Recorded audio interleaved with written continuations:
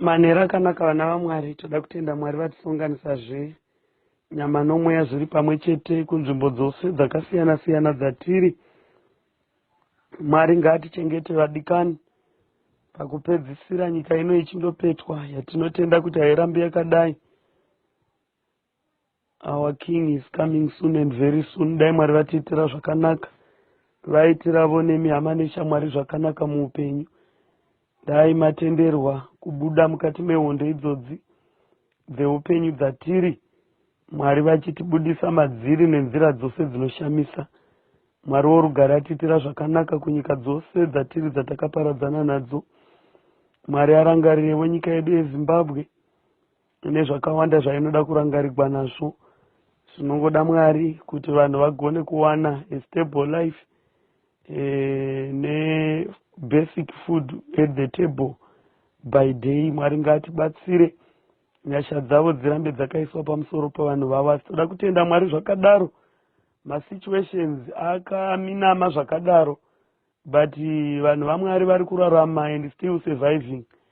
Ngatisakangamwai nokurivara pamusoro poupenyu huno. Tirangarirewo hama neshamwari. Vane vabereki musatenderayo parents to suffer while we are still alive. Mwari ngaatibetsere. Tirangarirevo vasharukwa vedu kana tinavo vari vapenyu. Tirangarirevo kwatakabva, tizive kuti gavi rakabva kumasvuvuriro. Mwari ngaatiitire zvakanaka. Vari mhiri kwamakungwa, vari kunze kwenyika, rangarirai kwamakabva. Apo zvinhu zvisina kumira zvakanaka, standard of living iri very expensive, zvatisingagoni kusvikira savanhu.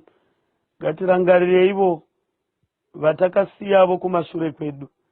Let us not be selfish mukati meupenyu huno. Mwari ngavatibetsere. Tinenherera mumadzinza ekwedu. Pane zvatavaitiravo here mukati mokurarama panguva dzakaoma zvakadai? Apo kunotonhora, let us also remember them. Naivo vanhuwo vane kodzero dzinofanira kuva sedzedu. Mwari ngaatibetsere vana vaMwari. Tirege kuva vaKristu vanoguma pamuromo kana tiri mukereke badzi, asi tive maKristu vanorarama zvavanoparidza. Mwari atibatsire. Tirangarire hama neshamwari, those who are in need. It is my prayer that manhero anhasi ngatirangarire hama idzi neshamwari. Vanoda kurangarigwa neminamato ngativanamatire. Vanoda kurangarigwa physically, let us meet their physical needs kana Mwari vachititendera. Nyasha dzaMwari dzigova nesu tose, vatibatanidze paumwe chete. Dambudziko rako rive rangu, dambudziko roumwewo kwangu rive rekwanguvo. Tigone kurerusirana mutoro pataimu yokutambudzika. Dai Mwari vatiitira zvakanaka mukati mamanhero ano. Tiri kuindirira mberi nechirongwa chedu chava nepedo nokundopera. Our effort yatanga tinayo, Mwari vatichengeta kusvika pano. Toda kuti tipinde mukati menhau yezuva ranhasi. Pane nhubu yakadzura mbambo part 2. Toda kutenda nezuro manheru takaronda nyaya kuOld Testament. Sabata rikaramba richingotsikirirwa nyaya yaro, harina kurashwa kundosvika patakasvika nezuro manheru. Tikaona kuti kunyange navaprofita vana Isaiah vakataura chose about this Sabbath. Then mubvunzo wedu unongosara uchiti, then which day of the week is the Sabbath? Izvo hazvipindugwi namabhishopi, izvo hazvigoni kupindugwa navafundisi. Bible and the Bible alone rinofanira kusara razvibudisira pachena, rizvitaurire roga kana zuva iri riripo. Asi toda kuti tichipinda munyaya yedu yezuva ranhasi, regai tiverenge vhesi iri kuna Isaiah chapter 58 vhesi ya13. Inoti iyo, kana uchidzora gumbo rako pazuva reSabata, kuti urege kuita zvaunoda pazuva rangu dzvene, uchiti Sabata izuva rinofadza nezuva dzvene raJehovha rinofanira kukudzwa, uchirikudza usingaiti zvaunoda kana kutsvaka zvinokufadza kana kutaura mashoko ako. Panapa iri kutaura chiti kana uchidzora gumbo rako pazuva reSabata, kuti urege kuita zvaunoda pazuva rangu dzvene. Panapa toda kuti pave cleared off nyaya yeSabbath haisi personal. Nyaya yeSabbath is about God.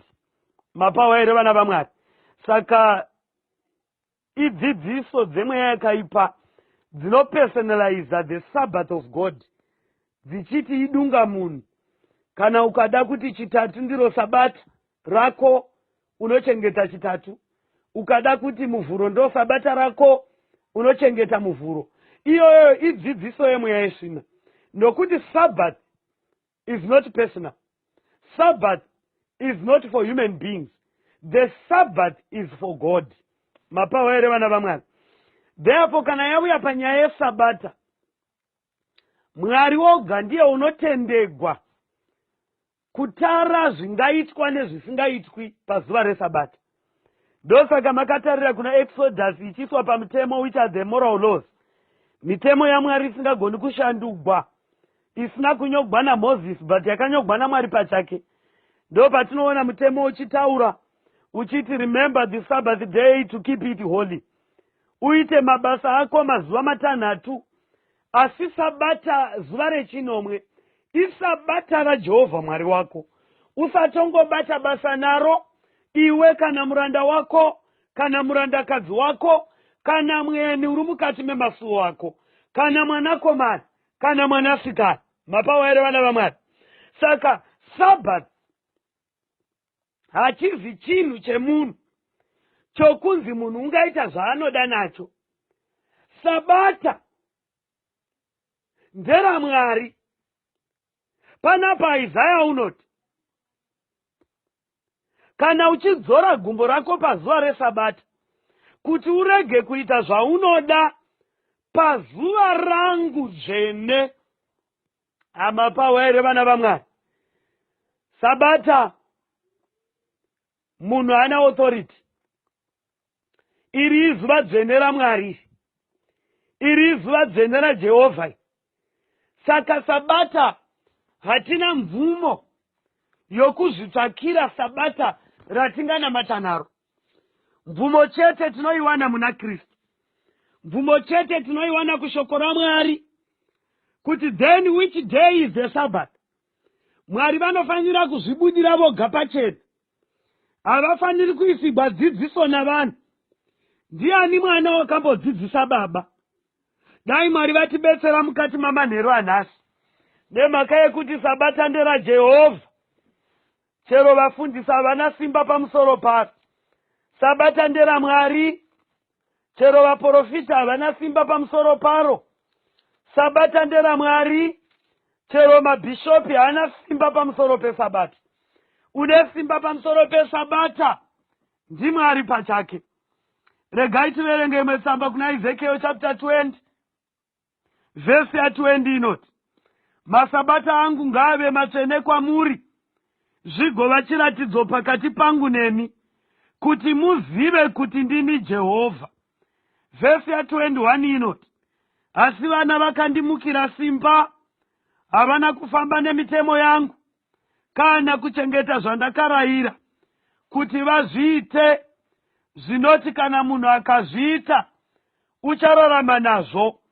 Vakamhura masabata angu, ipapo ndakati ndichadurura hasha dzangu pamusoro pavo. Mwari ngaatibetsere mukati mamanheru anhasi. Sabata rakavapo from creation. Sabata rikafamba for so many years. Bhaibheri rakanyogwa kwemakore mazhinji, asi Sabata harina kukangamwikwa along the way. Varume vakanyora Bible kubva kuna Genesis kundosvika kuna namuprofita Isaiah. Those were not brothers. Takambodzidza pamusoro pekukosha kweshoko iri raMwari rinova Bhaibheri dzvene raMwari. Tikaona kuti Bhaibheri rine hochekoche yeumwe chete yevanyori, asi vakanga vari vanhu vakasiyana. Takatsanangura pano tikati Bhaibheri rakanyogwa navarume vakasiyana, vakanga vamwe vari varimi, vamwe vakanga vari vaRevhi, vamwe vakanga vari vaparidzi veshoko, vamwe vakanga vari madhokotera, vamwe vanhu vakanyora Bhaibheri vanga vakasiyana. But ndoda kutenda Mwari nemhaka yekuti his spirit was above the writings of the Bible. Akatendera kuti muvanhu ava nouwandu hwavo vakanyora bhaibheri pakusiyana kwavo vatenderane nokutaura chinhu chimwe chete. Mwari ngaavongwe mukati mamanheru anhasi nemhaka yekuti bhaibheri shoko raMwari shall guide us all the way. Mwari ngaatibetsere nemhaka yekuti naJesu pachake achidhifita Satani vari pagomo ava kumuidza ari murenje. Satani wakamuidza achitaura pamusoro pebhaibheri achiita mahalf baked verses. Ndo akanga achikota wotaurira kuna Jesu. Jesu akaresista the devil achiti kwakanyogwa kuchinzi. Bhaibheri shoko raMwari rinotaura pachena kuna zvakazarugwa chapter 1 verse 3 richiti vakaropafadzwa avo vanorava. Mwari ngaatibetsere mukati mamanheru anhasi. Mwari unoda kudzikinura ndudzi dzavanhu kuburikidza nokuverengwa kwebhaibheri. Hatigoni kuziva zvidzingi zvaSatani nemiteyo yaanoshandisa kana tikarasha shoko raMwari kure nesu. Pakati pemanheru anhasi tiri kuteverera another subtopic yatinoti sabbath in the New Testament kana kuti Jesus and the Sabbath. Vazhinji vakabudzwa navafundisi vakanzi sabata rakanga riri raMajudha, sabata rakanga riri yenguva yaMozisi, saka sabata rakaperera ikoko. Toda kuti shoko raMwari ritibatsire mukati mezuva ranhasi, ritibudze pachena kuti was the Sabbath for the Jews. Sabata rakaperera kuOld Testament here. Saka dai Mwari vatibetsera mukati mamanheru anhasi tivone kuti iye Jesu nesabata vakanga vane ukama hupi, uye sabata neNew Testament vanga vaine ukama hupi. Mwari vachitibatsira. Regai tinda kuna Mark chapter 2 verse ya 27 na verse ya 28. Musoro wenyaya uripo pa verse ya 27 unoti iwo Jesu ishe wesabata, Jesus the Lord of the Sabbath. Mapawa ere vana vaMwari kana ukatarira mukati menharaunda namagariro atakaita namaprovince namagariro atakaita namatunhu kumaruwa, pane vatungamiriri vematunhu. Munomu medu muna chifi Nyakunuwa, ndivo chifi vezaka. VaMwari ngaatibetsere vana vaMwari nemhaka yekuti kana pane chingada kuitwa kunyangwe nehurumende kana ine zvainoda kuita inotondokonzauta to the chief urimo mudunhu iroro. Vanotoziva kuti nzvimbo yakati inoraniwa nani. Bhaibheri panorati Jesu ishe wesabata, Jesus the Lord of the Sabbath, ndiye ishe wesabata. Saka kana tichida kuziva more about this Sabbath, it is very best for us kuti ndindobvunza Jesu nokuti ndiye muridzi wesabata. Dai Mwari vatiitira zvakanaka. Pandakanga ndichimbokuravo ndichiwavo nevakanga vachidzidzisavo ini vachitidzidzisa kuti sabata rakanga riri raMajudha rakaperera kuOld Testament nemitemo yakanga ichichengetwa naMajudha zvaisanganisa mutemo wesabata zvakaperera kuOld Testament. Pakauya Jesu sabata rakanga risisipo, asi Jesu ndiye wakava sabata racho. Regai titaure vana vaMwari tigoverenga mukati meshoko raMwari. If Christ is the Sabbath kusisina sabata, iye unofanira kurega kuchengeta sabata nokuti iye ndiye sabata racho. But panapa Bhaibheri riri kuti Jesus is the Lord of the Sabbath. Jesu ndiye ishe wesabata. Dai Mwari vatiitira zvakanaka mukati mezuva ranhasi. Saka Matthew chapter 27 verse chapter 2 verse 27 na 28 inoti iwo wakati kwavari, sabata yakaitirwa munhu, munhu haana kuitirwa sabata. Naizvozvo mwanakomana wemunhu ndiye ishe wesabatavo. Dai Mwari vatibetsera mukati mamanheru anhasi nokuti Satani unozembera pavhesi. Kana azembera pavhesi wodivheta the meaning of that verse kana kudiveta the root of the verse ondoisa ku the opposite yezvairebwa naMwari. Panapa bhaibheri rataura rikati, wakati kwavari sabata yakaitirwa munhu. Ndobva panzi koma zvikanzi munhu haana kuitirwa sabata. Naizvozvo mwanakomana wemunhu ndiye ishe wesabatavo. Mwari ngaatibetsere kunzwisisa the statement iri pana verse 27 panonzi the sabbath was made for men and not men for the sabbath. Mwari ngavatiitire zvakanaka vana vaMwari. Zikai sabata rakaitirwa munhu, asi munhu haana kuitirwa sabata. Mapawa ere vana vaMwari, regai nditore this illustration. Kana tikatora dress tikaritsveta apa, madress akaitirwa vanhu, muri paisara naMwari, asi vanhu havana kuitirwa madress. Kana kuti nguo dzakaitirwa vanhu, asi vanhu havana kusikirwa nguo, muri paisara naMwari. Panapa chakaitirwa mumwe chii? Panapa bhaibheri riri kuti the sabbath was made for men and not men for the sabbath. Mwari ngaatibetsere pakunzwisisa vana vaMwari. The sabbath was made for men and not men for the sabbath. Pane chakaitirwa chimwe. Panapa bhaibheri rati sabata rakaitirwa munhu. So therefore the sabbath was made for us and not us for the sabbath. Kureva kuti kana pakanzi hembe dzatinopfeka sevanhu dzakaitirwa isu vanhu, asi isu vanhu hatina kuitirwa hembe. Muri paisara naMwari.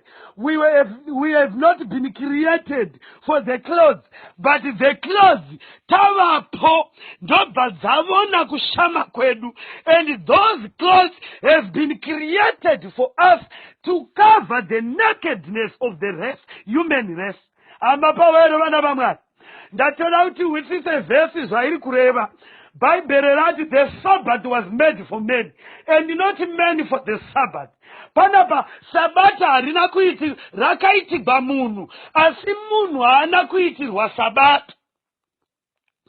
Mapawa ere vana vaMwari.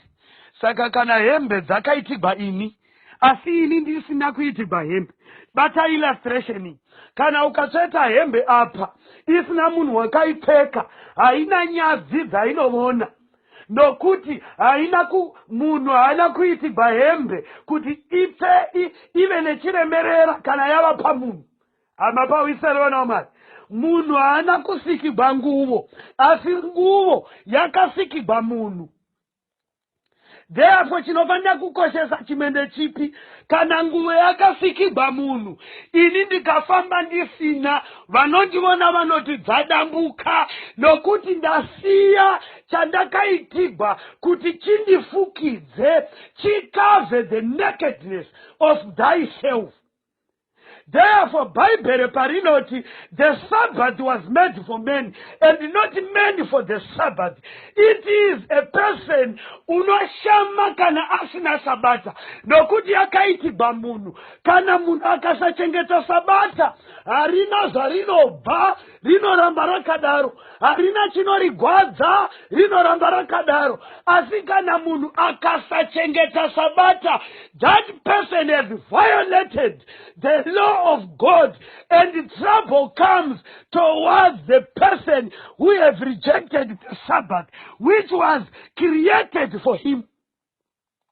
Mwari ngaatibetsere mukati mamanderandas. Nemaka yekuti kudenga kuna Mwari, uye kudenga kunoindwa. Dai Mwari atibetsera vanakomana navanasikana vaMwari. The Sabbath was made for men and not men for the Sabbath. Chero ukarega kuchengeta sabata, hariuyi kuzokuvhunza kumba kwako, harigoni kukuteverera.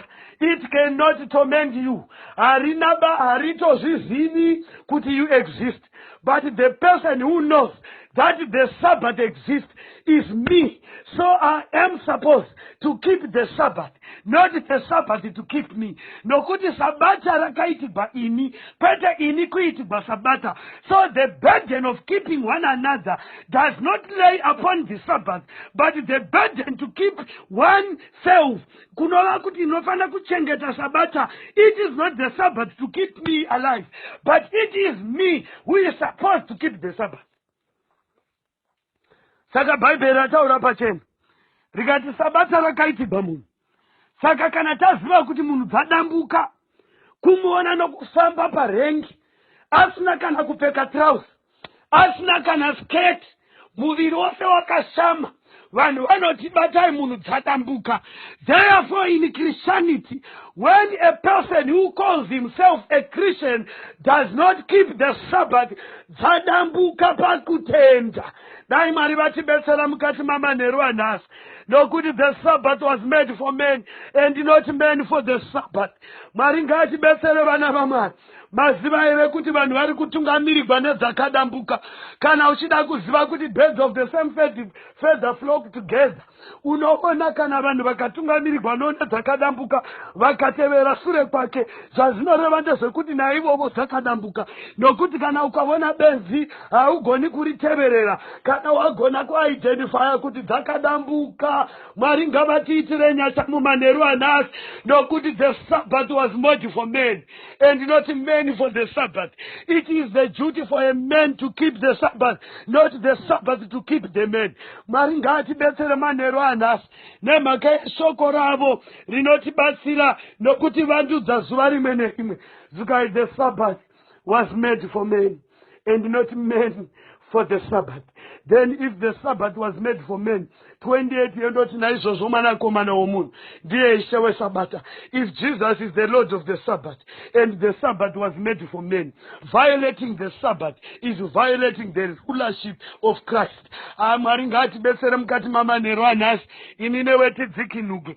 Hatisati taziva kuti Sabata nderipi, but tiri kuteverera the audacity of the Sabbath, kudzika kweusabata hwacho, kuti tizive kuti Sabata riripo. Kana tozondowana zuva Bhaibheri richititendekera the day, tinenge taziva kukosha kwaro, ende tinenge taziva kuti Mwari vatibetsere kusabva pariri nokuramba timire pazviga zvaMwari.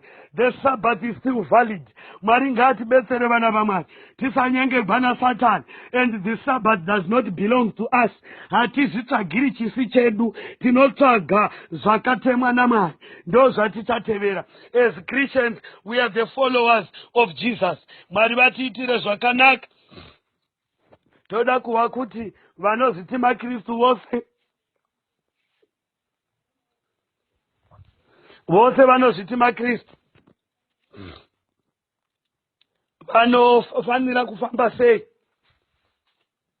Mwari vachitibetsera, tinopuwa here ma-instructions navanhu kana kuti tinopuwa nani? Dai Mwari vatibetsera mukati mamanheru anhasi, tione kuti where do we get the instructions? Tinofanira kutevera vafundisi here? Tinofanira kutevera vavhangeri here? Tinofanira kutevera vaRevhi here? Mwari ngaavongwe neThe Bereans. VaBeria vakanga vakanaka kudukunda veTesaronika, nokuti veBeria vainzvera magwaro kuti vavone zvinhu izvi kana zvirizvo. Ndoda kuudzai vana vaMwari, we can take 4-5 years tichiita theology, but kana tikasatevera zvinodiwa naMwari, we were just doing things in vain. Tichitevedzera maprotocols emachechi, tichitevedzera maorders emasangano, asi tisingatevedzeri zvinodikanwa naMwari. Dai Mwari vatibetsera mukati mamanheru ano, nyasha dzavo dzinogara nokusingaperi dzigone kutungamirira vatenderi pagwendo gwechiKristu, tibviswe paudzenga hwadhiabhurosi, tisiwe takamira pamwe chete naMwari wedu, nokuti mwanakomana womunhu, he is the Lord of the Sabbath. Mwari vatiitire zvakanaka, varambe vachitiitira nyasha. Regai tiverenge kuna 1 John.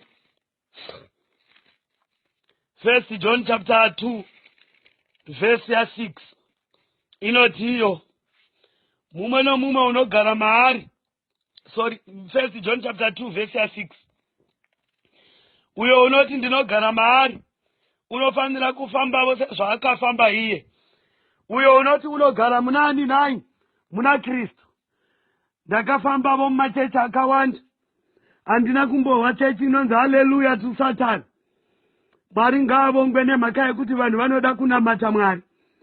Ndati ndakafambavo mumakereke akawanda, ndinotovawawo vachiti praise be to Jesus. Izvozvo zvakatinakira samaKristu. Tinozviziva kuti hakuna rimwe zita richasunungura vanhu pasi pezuva kunze kwezita raJesu. Mwari ngaatibetsere vana vaMwari. Zvikai panapa na 1 John chapter 2. Regai nditangire pavhesi ya4.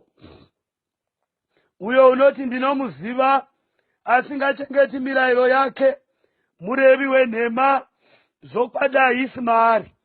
Asi uyo unochengeta shoko rake, rudo rwaMwari rwakwaniswa maari zvirokwazvo. Ndizvo zvinotizivisa kuti tiri maari. Uyo unoti ndinogara maari unofanirawo kufamba sezvaakafamba iye.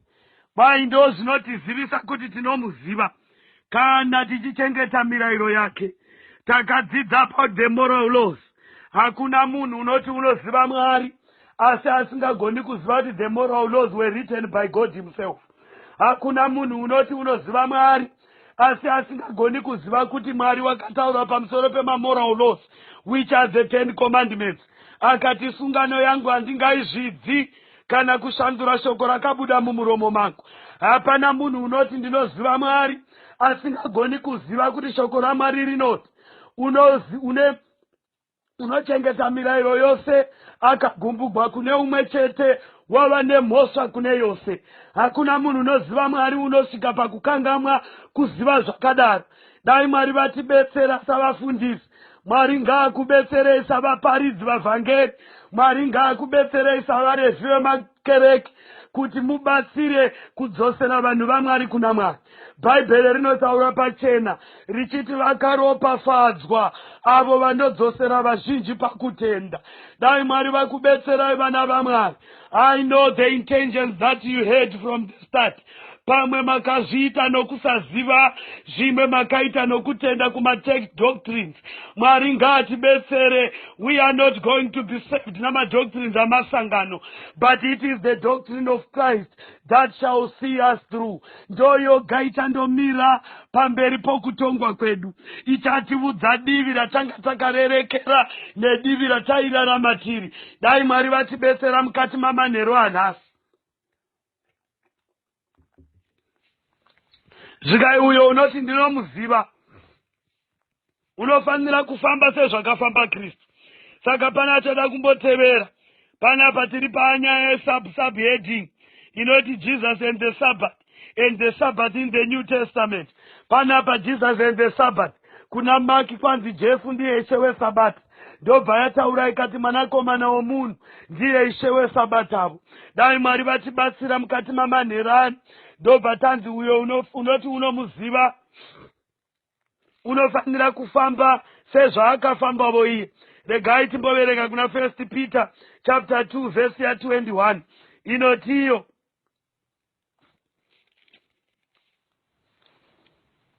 nokuti makadanirwa izvozvo Kristu zvaakakutambudzikira ivo akakusiyirai mufananidzo kuti mutevere makwara ake.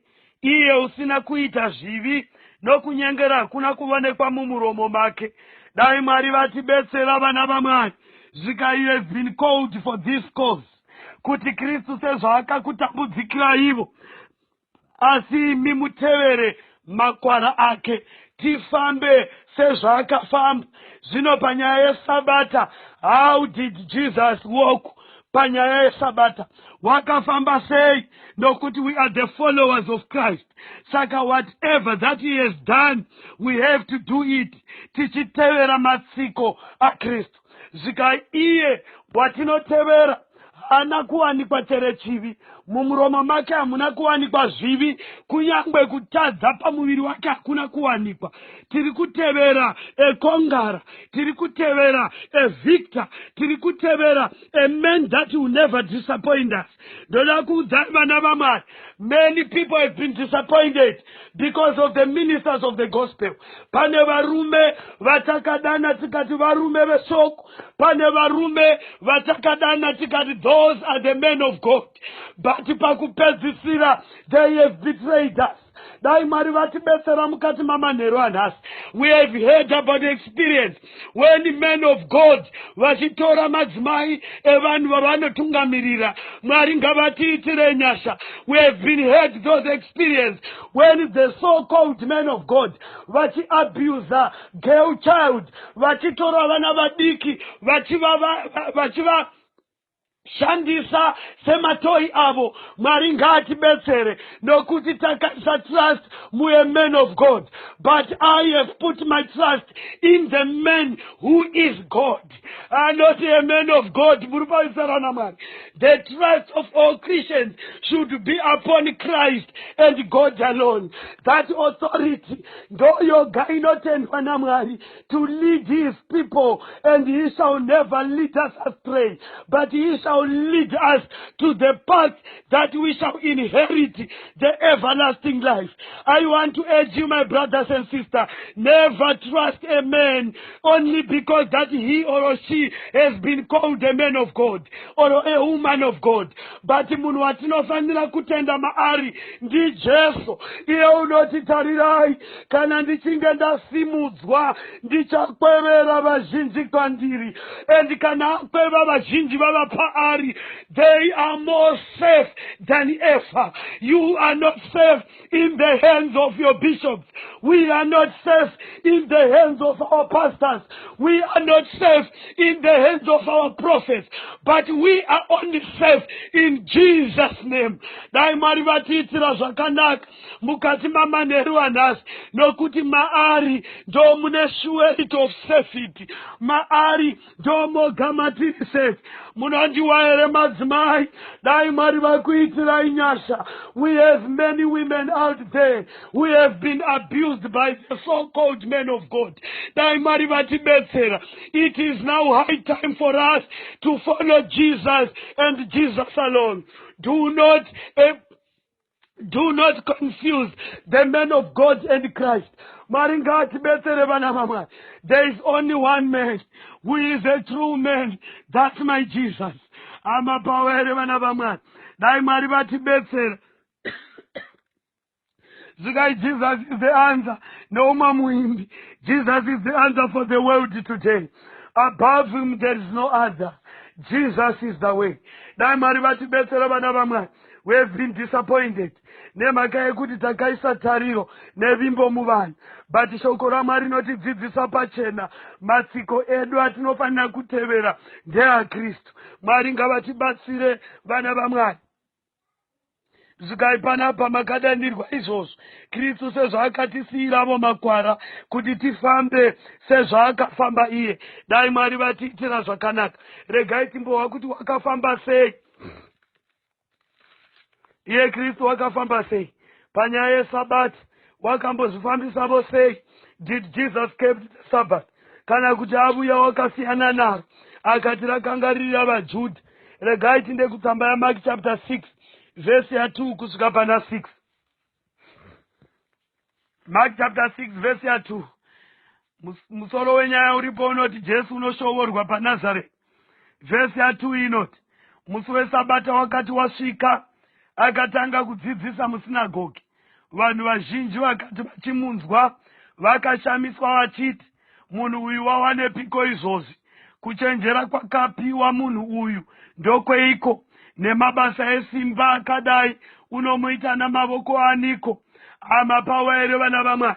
Zvikai musi weSabata wakati wasvika, Jesu akapinda musinagoge akadzidzisa musinagoge. Vanhu vazhinji vakakashamara. It was the duty of Christ to go to the synagogue on the Sabbath.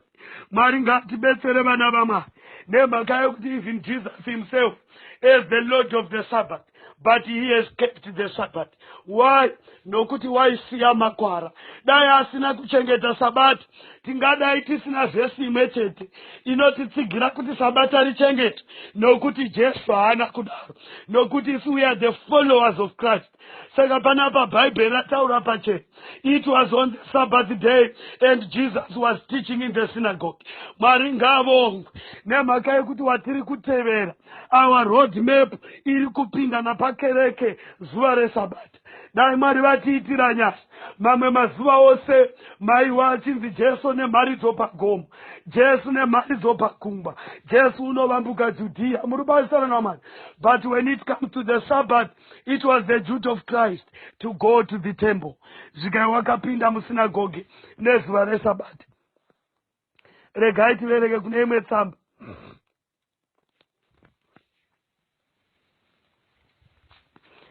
Tsamba yaLuke chapter 4 verse 6. Luke chapter 4 verse 16 kusvika pana 18. Inoti iyo, wakasvika paNazareta, paakanga arerwa, akapinda musinagoge.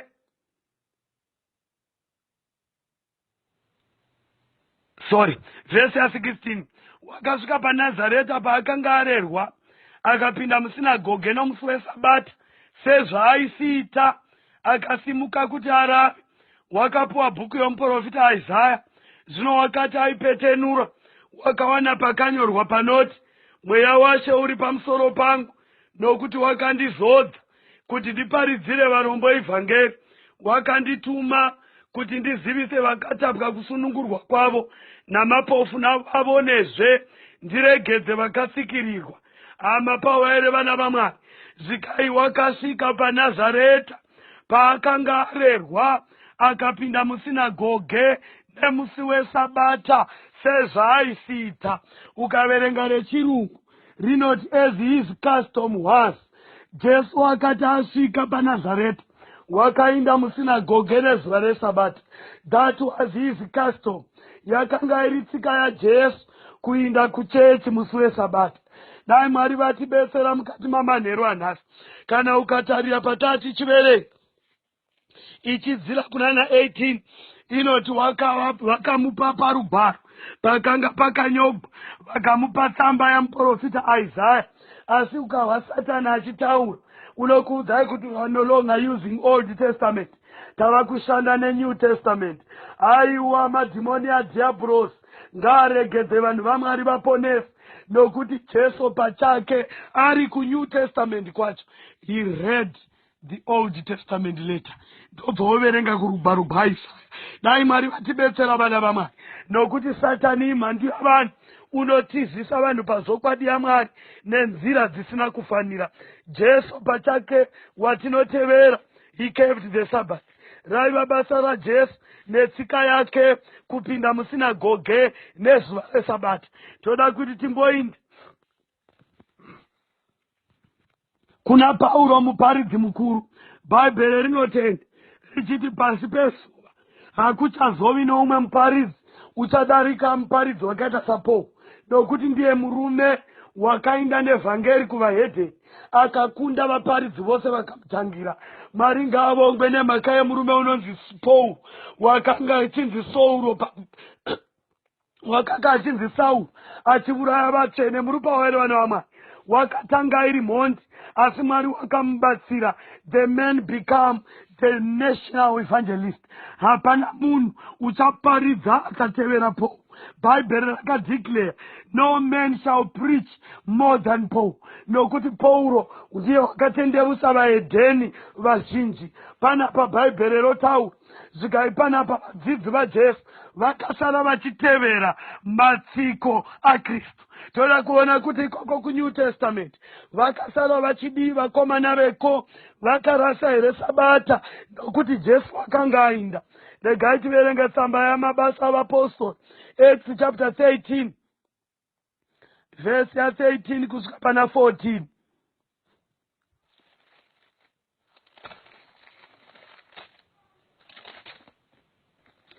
Mabasa chapter 13 verse 13. So Pauro nevaiva navo vakabva Pafos ndokusvika Pega muPamfilia. Johani akabva kwavari ndokudzokera Jerusarema, asi ivo vakabva Pega vakasvika Antiokia paPisidhia, vakapinda musinagoge nezuva reSabata ndokugara pasi. Pawaere vana vaMwari. Zvikai vana Pauro vakatofamba gwendo vachivinga ndobva vasvika paPafos, ndobva vandosvika paPisidia, vakandopinda musinagoge nezuva resabata. Bhaibheri riri kuramba richipaisa pachena, sabata rakaramba richichengetwa. Kunyangwe Jesu adzokera kudenga, vadzidzi vaJesu vakasara vachichengeta sabata. Yaitovavo tsika yavadzidzi vaKristu kundopinda musinagoge nezuva resabata. Dai Mwari vatiitira nyasha mukati mamanheru anhasi. Regai tiverenge vhesi ya42 yachapter 13. Zvino vakati vachibuda musinagoge, vakakumbira zvikuru kuti vaparidzirwezve mashoko iwayo nesabata rinotevera. Hama Pauro here vana vaMwari, zvikai vakati vobuda musinagoge mavakapinda nezuva resabata, zvikai vakuru vakanga varipo vakati, tinokumbiravo vakomana muzotiparidzira zvevhangeri iri sabata rinotevera. Yaiva tsika yavadzidzi, yaiva tsika yavateveri vaJesu kupinda musinagoge nezuva resabata. Nemhaka yei? Nokuti wavaitevera ndo yakanga iri tsika yake. Dai Mwari vatibetsera mukati mezuva ranhasi, tabetserwa panyasha dzaMwari, taziva kuti the Sabbath is still valid. Tisamhanya kumberi, Bhaibheri richatipa muzuva ramangwana kuti then which day is the Sabbath according to the Bible. From the 7 days of the week, there is a day which was sanctified. There was a day which was made holy. Those days are not the same. Musanyenge bana Satan. Mune zuva rakaiswa utsvene hwaMwari. Mune zuva rakaiswa authority yaMwari. Mune zuva rakaiswa the holiness of God. Mune zuva rakaiswa zvikomborero. Mazuva awo haana kufanana vana vaMwari. Matanhatu akafanana. Mamwe matanhatu there are no blessings. Mamwe matanhatu there is no sanctification. Mamwe matanhatu there is no holiness.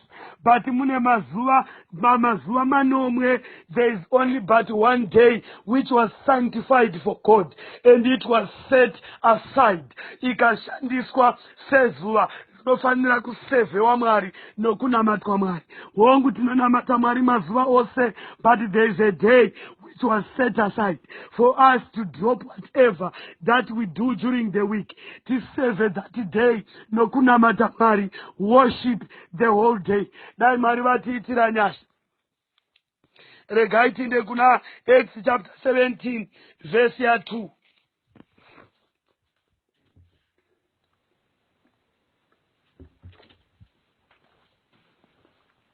Acts 17 verse 2. Inotiyo, so Paulo sezvaisiita, wakapinda kwavari, akataurirana navo zvapamagwaro masabata matatu, achivazarurira nokuvazivisa kuti Kristu aifanira kutambudzika nokumuka kuvakafa. Dai Mwari vatiitira nyasha. Yaiva tsika yaPauro yokuinda musinagoge nezuva resabata. Zvikai panapa Pauro sezvaisiita, as his custom was. It is the custom of the people who are claiming that they are Christians, the followers of Jesus. Here Paul was a true follower of Christ. Yaiva tsika yake kuinda kusinagoge nezuva resabata. Nokuti it was his custom.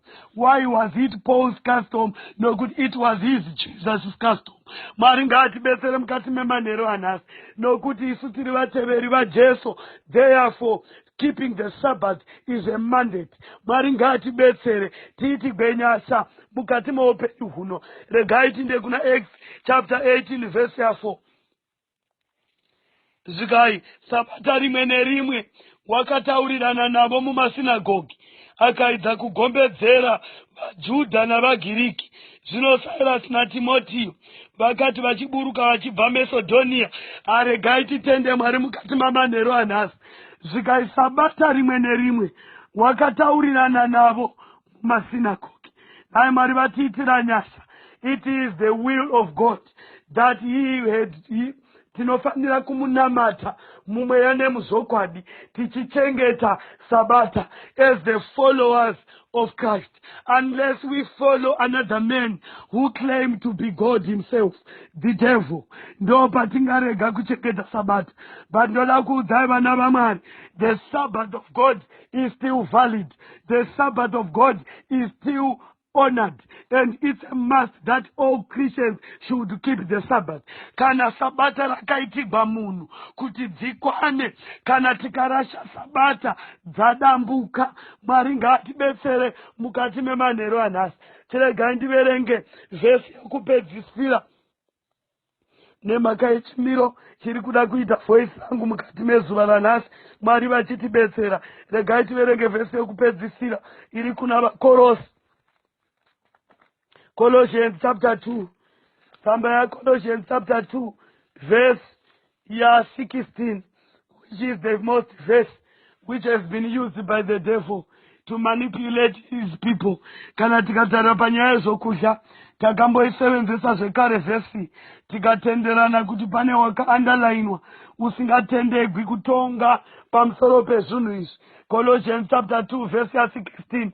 Vose vasingachengeti sabata, they are based on this verse. I want to urge you, my brothers and sisters, let us go and reread our verse. Let us go and reread our Bibles. Dai Mwari vatibetsera nokuti Satani mhandu yavanhu. He has manipulated the angels in heaven.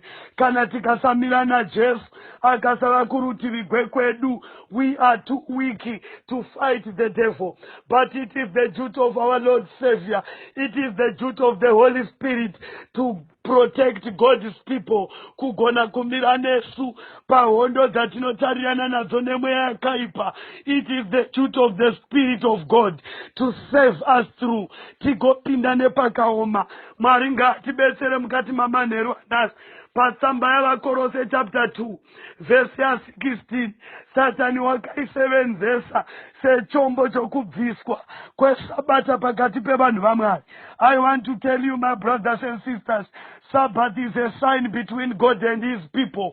Rupawo pakati paMwari nevanhu vokwake. If you miss the mark, you have missed the point. Hapana vachatorwa kana vasina the mark of authority yaMwari. And mark of authority yaMwari, it is Sabbath keeping. Dai Mwari vatibetsera vana vaMwari. Takona kubviswa mukati megwendo yehondo yaSatani. Apo anogwana Mwari, tisamubetsera pakugwana Mwari wedu. Let us fight tiri on the right side of the coin. Kuti timire naMwari, iye agomira nesu panguva dzedu dzatinomuda. Mwari ngavatiitire zvakanaka. Regai tiverenge tsamba yavaKorose inoshandiswa nadhiabhurosi pakawanda. Kana makotaura nyaya yesabata, unoti wamufundisi chaiye achiti ndai pana vaKorose chapter 2 kunonzi ngakurege kuva nomunhu uchakutongai. Regai tiverenge vana vaMwari. Naizvozvo munhu ngarege kuvapo unokutongai pazvokurya, kana pazvokumwa, kana nokuda kwomusi womutambo, kana pakugara kwomwedzi, kana pasabata. Dai Mwari vatibetsera vana vaMwari. Vhesi iri kutaura pachena. Naizvozvo munhu ngarege kuvapo. Underline the word munhu. Warambidzwa kutonga apa munhu. Ndiani une authority yokutonga pachinamato? It is God and God himself. Bishop munhu, papa munhu, prophet munhu, vatungamiri vemakereke vanhu, vavhangeri vanhu. Therefore those people have been banned to declare what is supposed to be done in Christianity, except the Bible and God himself has declared it not to be done. Therefore munhu wakarambidzwa, chakarambidzwa hasi Mwari, wakarambidzwa munhu ndiye wakadzi hana authority yokudecide how to worship God. Munhu akarambigwa pachena neshoko raMwari. And this verse is straightforward. Iri kuti naizvozvo munhu. Saka kana munhu arambidzwa, tinobvunza kuti saka tonamata sei? Fadzidzokerai kumurayiro nekuzvipupuriro. Kana vasingatauri sezvinoreva shoko iri, havangavi nechiedza chamangwanani. Therefore, unofanira kudeclare what to be done in Christianity. It is only God and God himself. Our God is not a human being, but a human being has been banned. Could I declare Manamati go angaitwa Mari? Mari Pachake has power and authority to declare how he wants to be worshipped. It is not the duty of the churches to declare how to worship God. It is not the duty of the pastors to declare how to worship God. Bible ataura pachena zikanzina izozo munhu ngarege kuvapo unokutongai pamusoro pezvokudya kana tori tinovhunza Mwari, kana tori tinoryira Mwari, kana Mwari vatenda kuti ichi chakanaka totorya nomufaro, kana Mwari vakatenda kuti sabata richipo totonamata nomufaro. Dai Mwari vatibetsera mukati mamanheru anhasi. Mwari ngavatiitire nyasha vana vaMwari. Satani mhandu yavanhu.